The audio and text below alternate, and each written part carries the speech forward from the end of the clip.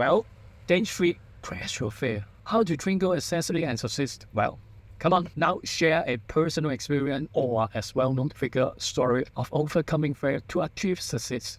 So, the person facing their fear, taking action, and ultimately succeeding. It looks like you are interested in GPT or a Notion AI prompt for SEO and content creation. Well, we're in luck because we have plenty of those. Our prompts cover a wide range of topics, from SEO-friendly and the headlines, to video script and the post-production. We even have a prompt that asks you to act as a certain type of the person of business, which can be a fun and creative way to generate a new content ideas.